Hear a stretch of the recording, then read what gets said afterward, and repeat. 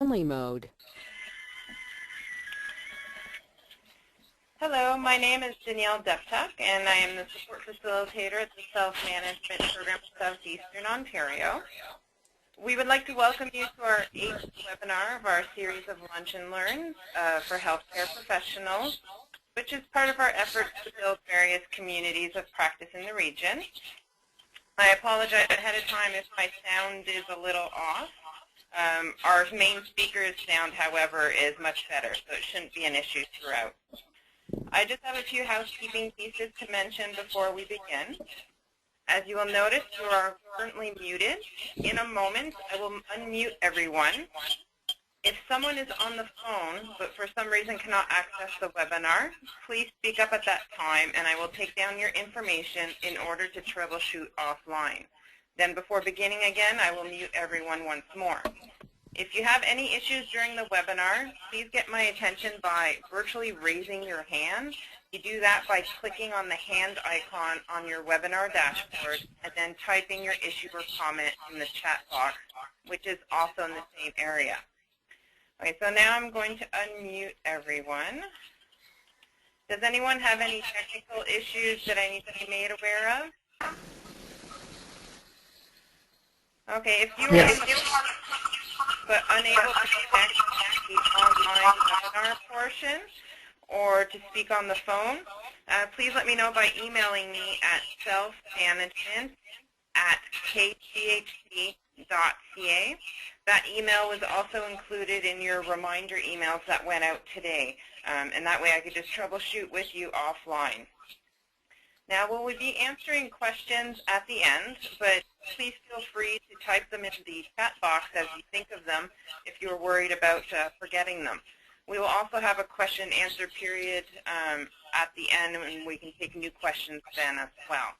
At the end, I will then read out any of the questions that were typed out and unmute the person who asked them so that there could be a dialogue. And if it looks like we should have a bigger discussion, I'll unmute everybody at that time.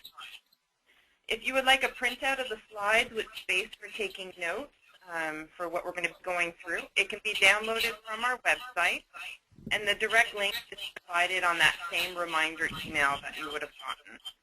Now I would like to present our speaker for the 8th webinar, Chronic Pain Self-Management, Tools and Assessment, by Tanya Berger, an RN of the she's also a care coordinator at the Southeast Community Care Access Center. So now I'm going to pass on the screen to Tanya, and she'll just take the show over. Hi, everybody. Just give me a moment, and you'll see my screen. And if you have any issues with not seeing my screen, certainly raise your hand, and I'm sure we can figure that out. So, as Danielle said, my name's Tanya. I'm an RN and have had experience in a few different areas. Started mainly at Bevel General Hospital in surgery, and then mainly did most of my care in ICU and Emerge. And from there I did primary care for 3 years for the Community Health Center, the Belleville West Community Health Center, looking after a lot of their programming and doing frontline nursing as well as their accreditation. And in particular, I put together their whole chronic pain management program, which included documentation, tools on where to categorize people, whether they were high risk or low risk for abuse of potentially abusing medications, and how often to then follow up. So through all of that, I've certainly done lots of research, and I am also just wrapping up my nurse practitioner program at Queen's, so I'm hoping that a lot of this will certainly come in handy in the future. If you have any questions during, again, please raise your hand, and then we can address those questions at the end. So chronic pain and self-management. So what is the first step? And I think, again, the first step is to really understand that you need to set realistic goals and have expectations with chronic pain. We do this all the time really well, setting realistic goals and expectations with chronic disease, with hypertension, with diabetes, and chronic pain is not much different. We need to set those realistic goals and expectations. So managing clients with chronic pain can pose substantial challenges to healthcare providers, mainly because the client's goals may vary. So they could be predetermined, not specific. poorly defined, or undefined. So it's really part of our job and the client's job to really sit down and try to figure out what specific goal you're working towards. So chronic pain clients may also be more prone to frustration and apprehension, depression, and have skewed expectations. So again, asking your client, what do you want to get out of this appointment, or what goal can we work towards with chronic pain in mind? And often we know that chronic diseases are linked with depression, they're linked with frustration, and we have to make sure again that those clients' expectations are actually realistic. What is realistic? So clients with chronic pain may need an answer to the questions about a cure. So is a cure possible or not? Is it sensible? Is it realistic? Or is it achievable? If you're trying to achieve a non-achievable goal, it's going to become extremely frustrating for both you and the client. So realism needs to be balanced with the need to promote patients' well-being and optimal potential, and it may not be easy. And I think it's really important to lay that out, that it's not necessarily going to be easy right from the beginning, and let the client know that you're both going to work at it together, but that the path might not be from A to B, that there might be about 15 different steps along the way. Positive treatment outcomes in chronic pain management. So successful treatment goals often include some degree of pain reduction. And again, I always represent this as a decrease in pain score dressed as a possible maximum of 30%. So if someone is coming in and they're saying that they have 10 out of 10 pain, it's really important to tell them that a medication treatment will only really reduce pain at a maximum of 30%, so 3 points on that scale of 10. So letting them know that yes, perhaps you've tried a whole bunch of different avenues and now you're going to try a narcotic, that they might only ever get to a 7 out of 10, and making those goals realistic and letting them know ahead of time so that they're not expecting to have zero pain. Overall improvement in function, that is certainly a positive treatment outcome. Advancement of capability so that the clients are capable of functioning again back in their regular life, and the other benefit being that often there's an enhanced tolerance to exercise. Successful treatment of goals often include behavioral changes. So again, having that ability to cope better, positive mood behavior changes, decrease in depression, impact on self-image. Often the self-image is increased. Coping, increase in progressive social engagement. So often when somebody withdraws because they're not wanting to get out because they're in too much pain, once we start to work on that, people become more socially engaged again. And self-management skills, which again, any type of positive outcome that they gather using self-management, what they use this time can be then used the next time in order to kind of really make sure that that patient is getting, again, looking back at the positive and using those for a different goal.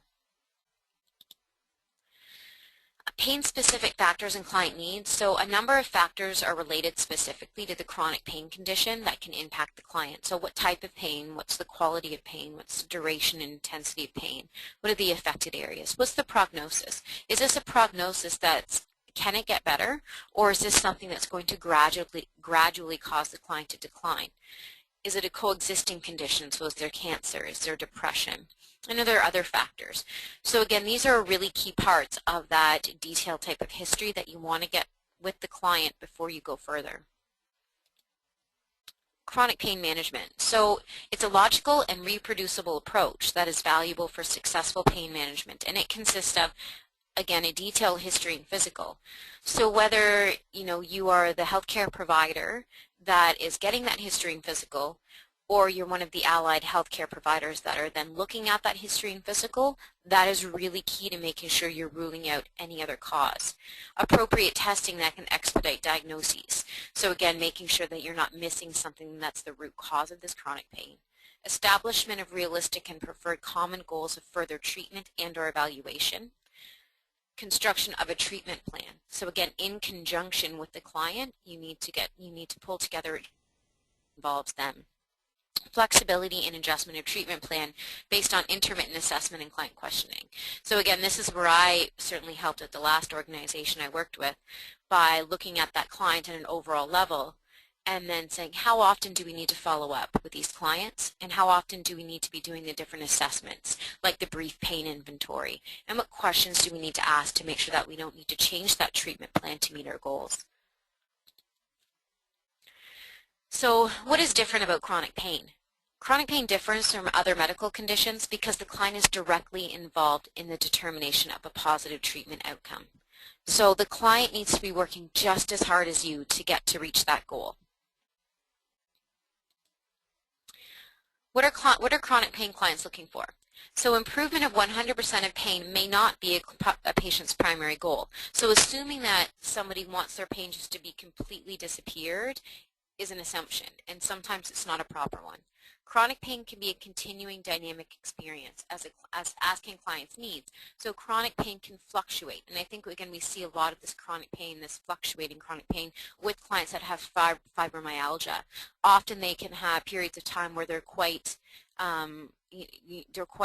coping and they're doing well and they don't have a lot of pain, and then these flare-ups. So this very dynamic and fluid experience, and we need to work with clients during those experiences. People cope with chronic pain differently, and their needs may vary as well. So just like one person copes differently with depression or diabetes or any other chronic condition, everyone copes with chronic pain differently, and everyone has different needs. And it's important not to just have a generalized opinion. And it's really important to walk in and make sure that you're treating each person in the way that they need to be treated with their condition. And returning to normal can mean different things to different people. So what's normal to me might not be normal to my patient or my client, and I also need to remember that when I walk in the room. So I threw this in there because I thought it was quite funny when it talks about communication. So communication is key. Communicating with the client in order to understand that what they're seeking from pain management through a trusting and caring relationship is important. Different clients have different needs. And I think we talked, if you took part in Choices and Changes, we really touch on this a lot, that no two patients have exactly the same needs when it comes to managing chronic pain successfully. Just like no two clients are going to meet the same goal in the same way. Needs may differ based on a number of patient-specific variables, including pain condition in the context of their life. So what's happening in their life right now? What's happening in their marriage? What's happening with their children? What's happening with work? What's happening with finances? How is their housing? All of these different things can affect their pain condition. Can they afford the medications that they need? Age-related factors, social implications, work, disability, livelihood, recreation, enjoyment, and other factors. So what's happening in an overall picture with the client, and can you trend some of these big flare-ups? Is it stress that seems to be a really big onset for somebody's flare-up with chronic pain?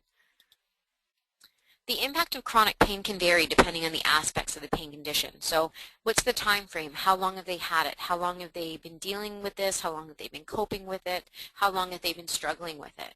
Prior treatment experience. Have they tried treatment for chronic pain before? Have they recently showed up at your clinic and they have been denied their narcotics? And are they in withdrawal? So all of these different negative experiences can really jade somebody or make them skeptical towards treatment again. And it's that therapeutic relationship that you're going to have with somebody that can hopefully help them get over that barrier. Success, failure, frustration, healthcare for provider hopping. So often we see this a lot. Clients jumping from healthcare provider to healthcare provider looking for somebody to help them with this chronic pain. Things get out of hand. Often, I hate to use the word, but they get fired and then they have to move on again. And a decreased willingness to participate. These are really difficult things to do as a provider, and sometimes they can be really hard conversations, but it's really important to know about the past experiences and what has happened.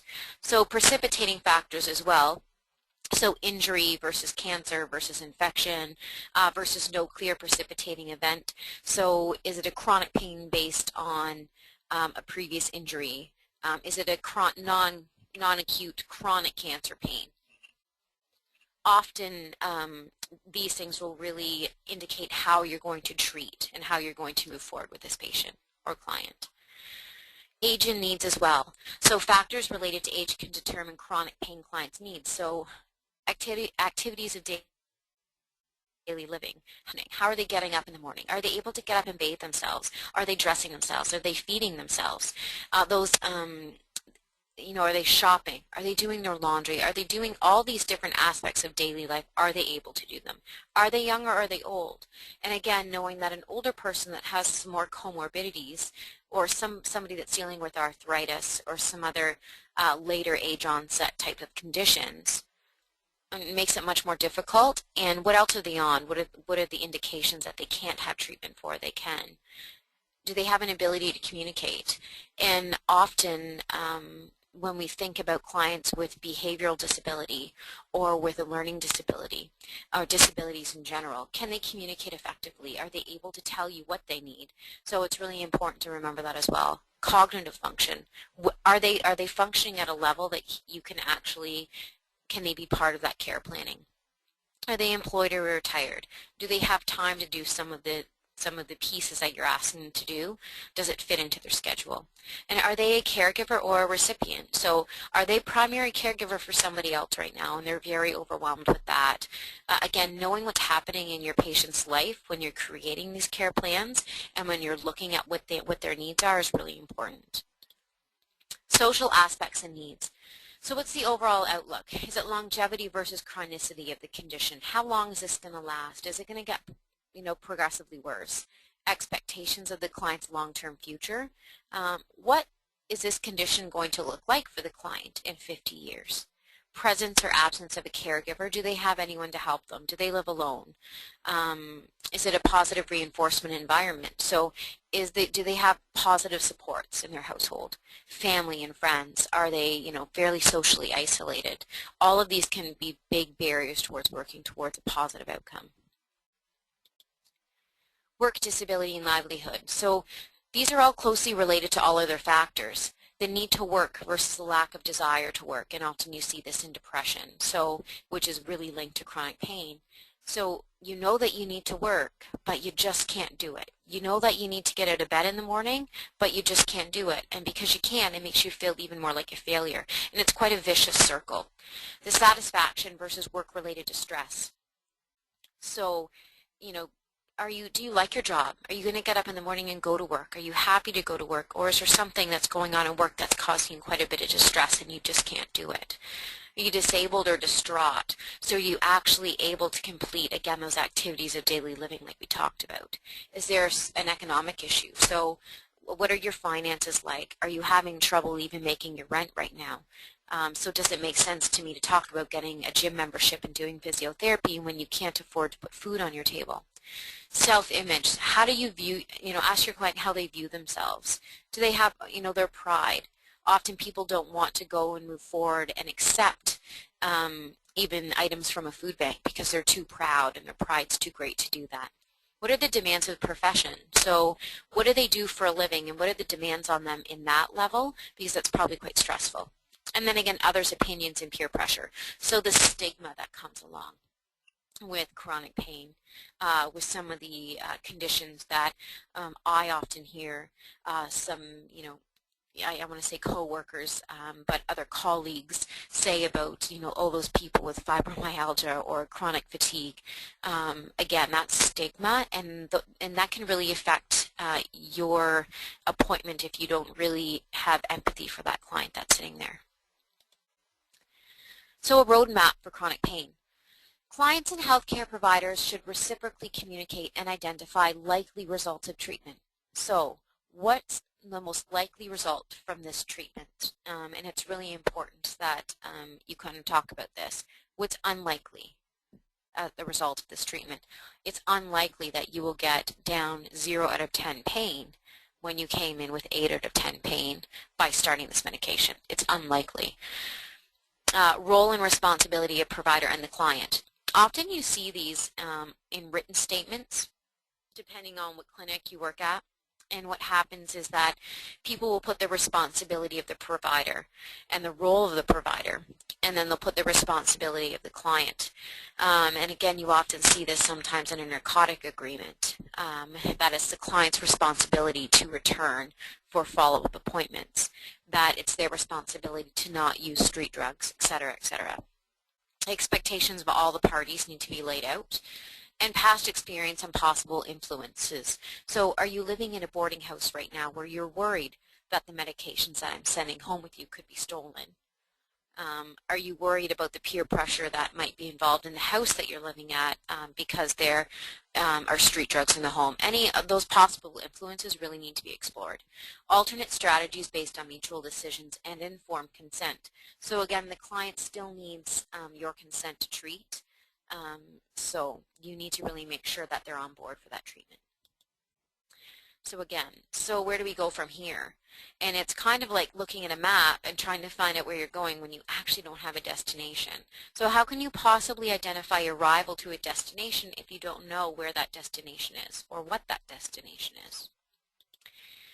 So the first part of that is goal setting, considered to be an inherent part of pain management. It involves honest communication between the client and the provider. Significant others and caregivers can be valuable if you feel that someone doesn't have the cognitive function, or somebody, often some of the clients that I've worked with have had mental health workers come with them that can facilitate that communication because they know the client really well. They know their cues and they know when they're getting agitated. So sometimes those people can be a really valuable part of that conversation. It provides the framework for decisions about the treatment plan development, and it allows for jointly agreed upon expectations of improvement along the continuum.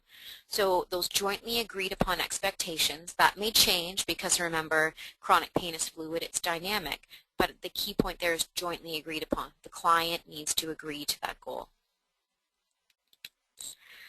Decrease pain as a goal. Is it realistic or not? And I think it's important to look at, this is going to change for every client. So you need to determine what is attainable in terms of pain reduction. And we talked about that at, at the beginning of the slides. Generally what's said is that it is for a narcotic, you're looking at 3 points on that pain scale, so 30%. So, and that's generally at a maximum.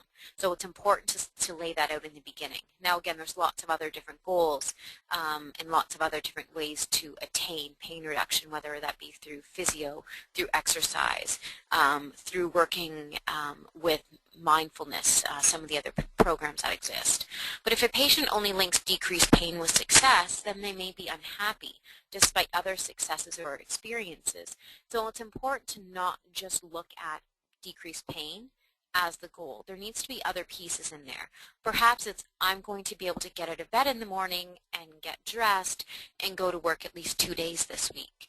That could be a successful goal. Or I'm going to get up and I'm going to be able to make breakfast for my children this morning, and then I'll be able to go back to bed. Again, they need to be very small successes, but they need to be linked with more than just decreased pain. Improve function as a goal. So again, is this realistic or not? And this totally depends on your client, but you need to determine what is attainable in terms of functional goals. So when you look at a functional goal, again, can somebody get up and can they get dressed and can they go to work and then they come home and make dinner? Those are a lot of functional goals in there. Are they all realistic for somebody who's really struggling? Probably not, but pieces of them for sure are. So by doing one, you can increase the client's motivation. The desire to decrease pain level without functional gain should raise some red flags and warrants further investigation. So if somebody comes in and says, I don't care if I get out of bed in the morning, I just want the pain to go away, so I need a medication, and I just want to take the medication and everything be solved. Right away, that should raise some red flags because most people want to be able to get back to, the life that they were living before in some way, or have that understanding, so that really warrants some further conversation. Is the client motivated to improve function? You certainly need to know that. And if a client only links decreased pain with happiness, then they again can be unhappy, like we talked about before. So what are good goals when it comes to chronic pain? So fixed goals are clearly defined, quantifiable, and measurable. So again, I'm going to walk for 30 minutes 3 times a week. That's a clearly defined, quantifiable, measurable goal. Getting back to work, able to perform household tasks, so your ADLs. Variable ones are subjective, and they're affected by other factors that may change. So personal satisfaction and control. We can't quantify and we can't measure that, but the client can subjectively certainly let us know that, yes, I feel more satisfied personally than I did last week. Exercise tolerance. Yeah, I can walk for 25 minutes instead of 15 like when we started. And their coping skills, how they're dealing with daily stresses. And their outlook. So has their outlook got progressively better throughout treatment? Other barriers to effective goal setting would be personal patient-specific barriers. So not everyone is going to have any of these, but generally not everyone's going to have the same ones. So what's happening in their life? Do they have 5 kids at home and they don't have daycare and they can't get out for that 25-minute walk? Biases. Do they have a bias towards care providers or an issue with authority, or do they have a barrier towards or a bias towards certain treatments because they don't feel they work? Stress, depression, motivation, fear of failure. Perhaps they failed before and they don't want to fail again. Past treatment experiences or mistrust. So some conclusions to kind of talk about, and I have a few, are setting appropriate goals and expectations of pain management is the point where effective assessment and pain treatment starts to take a distinctive personalized path. So again, you can't have a broad spectrum that just kind of looks at broad goals. So you need to be very specific for each patient. So you need to look at the needs of that patient, and you really need to design a treatment plan that has a personalized path for that person. It is critical for the clinician to comprehend what the client is expecting in terms of successful treatment, regardless of the painful condition, and to either confirm, guide, or recalibrate their impressions. So we really need to know what the client is expecting. And if we never ask and then we find out, 5 months into treatment that that client was expecting something completely unrealistic, then that personalized path hasn't been the one that they really needed. So you really need to ask, what do you expect in terms of treatment? How does success look to that patient and look to that client? In some situations, the answers might seem clear. In others, the answers may not be as clear. The impact on the client's life, quality of life, ability to perform ADLs must be acknowledged, documented, and re-examined along the continuum of care. And again, communication is essential. On the website, I had asked Danielle to also post a activities of daily living, so a functional checklist. That goes over 2 weeks, I believe. And what it does is it looks at different household tasks and pieces of daily living, and it's a document that you can basically just put on your letterhead for whatever organization you work for, and give to your chronic pain clients. And it doesn't even have to be chronic pain, just a chronic condition if they're struggling with functional ability, and see where they're at. You can do this on, twice yearly. You can do it more. Do it as much as you'd like. And what you really want to do is you want to see if there's been a change in plan, if there's an increase in function, or there's a decrease in function, in which you know that you have to change the plan again. But you really need to be making sure that you're looking at how that patient is functioning. Nothing trumps realistic objectives and expectations. So again, that realistic word is always there, but the objectives or the goals and outcomes need to be realistic, as do the expectations. The goals that can be measured are easier to reference, and function is as important, if not more so, as pain rating. And the one little piece that I wanted to talk about in there is that often people will send home pain scales, and they'll ask people to rate their pain throughout the day. And I don't do that, and I had some information from Ruth Dubin, who is a physician out of Kingston who does a lot of work around chronic pain, and she's looked at a lot of the material that I've created. And she really doesn't agree with having people check their pain rating throughout the day at home, because what she really feels happens is people put so much focus and emphasis on how they're feeling and what their pain is that they're also not paying attention to how much better their function is or how they're doing functionally, and it kind of puts this negative tone. So she said that is something that often you shouldn't be doing, and you really should be looking at function more so than pain. You can certainly measure pain when they come in for a I guess, an appointment, but it's not something that they would be doing daily. Document progress for the client, something that tangible is valuable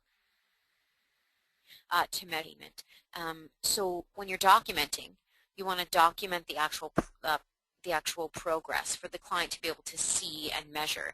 So you might be able to somehow take that chart that they've done, incorporate that, and then be able to look back and trend it and say, look how much better you've done on getting up and going for your walk in the morning now 5 months into treatment, and how less you were able to do that when we look at month 1 of treatment. Goals can serve as a directional function. They direct the client toward goal-relevant behaviors and away from detrimental behaviors. And again, I think we all kind of understand that when you have a goal, a lot of the ways that we get to the goal is by having positive behaviors. And when you're needing to create more positive behaviors, there's not a lot of room for those detrimental ones. Education can dispel many existing barriers to setting goals. So go ahead and making sure that your client's well informed when you're creating those goals can kind of get rid of some of those existing barriers that might be sitting in their back of their brain telling them no, that they can't do this. Goals may change, so revisit and restructure according to the client's health status and response. So again, you want to make sure that you're having your client follow up monthly, every 3 months, whatever you're deciding as a clinic is the appropriate follow-up time, or as a provider, what's the appropriate follow-up time.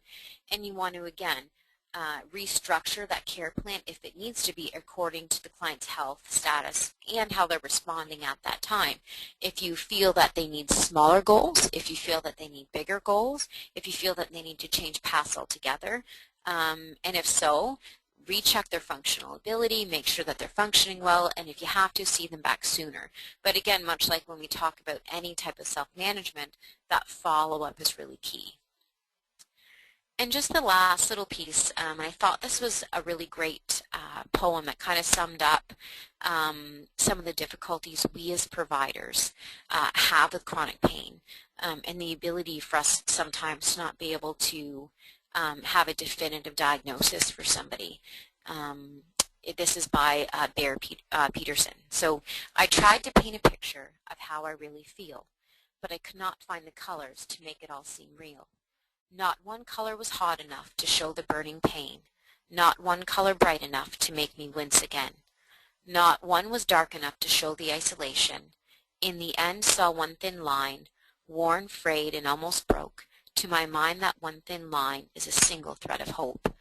And often I think we are a line of hope for a lot of these patients that have been suffering for many, many years. And sometimes it takes, that extra 10 minutes that you feel that you don't have during the day to really kind of help these people get back on the right path. A lot of these slides and material was actually adapted from the painedu.org. It's a great website. They have lots of great presentations, lots of great resources. They have the SOAP tool and the CALM tool, which is the current opioid misuse measure, which is a really great tool that you can do with your clients to see if they're using a narcotic. Where are they sitting right now? Are they at a high risk or low risk for abuse potential? They have lots of different tools, so certainly look at that website. But I will gladly take some questions if there's any questions. At the moment, I don't see any questions having come in through the webinar interface, but I'll just unmute everybody for a moment in case somebody wants to just speak up with a comment or question. Just a moment. Okay. Unmuted. So everybody's unmuted at the moment. Does anybody have any comments, questions for Tanya?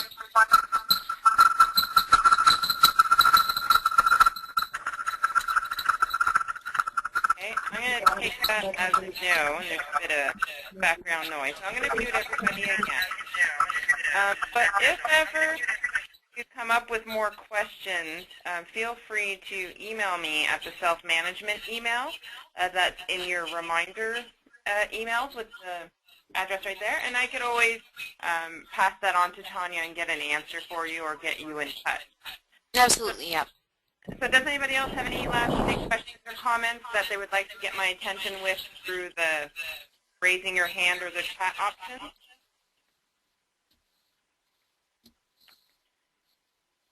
Well, nothing seems to be coming up. Did you have any Okay. final comments at all, Tanya? No, I guess really I guess final, I guess it's just really important to get someone's story first. At the CHC, we certainly had lots of clients that had been fired from different organizations, and our mandate, of course, is to work with the marginalized population as a whole. And a lot of these people, not only have they had really difficult lives up to this point, they've had lots of past failures and not successes. So I think it's really important that you're not going to change their life right away to understand that, much like we talk about with the Choices and Changes program, but knowing that you can make small, significant changes for somebody, and every time you do that, you're creating a positive experience for them, and you're creating something that they can look back and then use that positive experience again moving forward. So not feeling hopefully that you're becoming burnt out, but remembering that those small steps are just as successful as something lofty. Perfect. So in that case, I would like to thank Tanya for her wonderful presentation, and also want to thank everybody for attending, and we hope that you found the webinar useful and entertaining. Again, if you have any questions or comments, feel free to get a hold of me at selfmanagement@kchc.ca. So thanks a lot, everybody, and enjoy the rest of your day and week.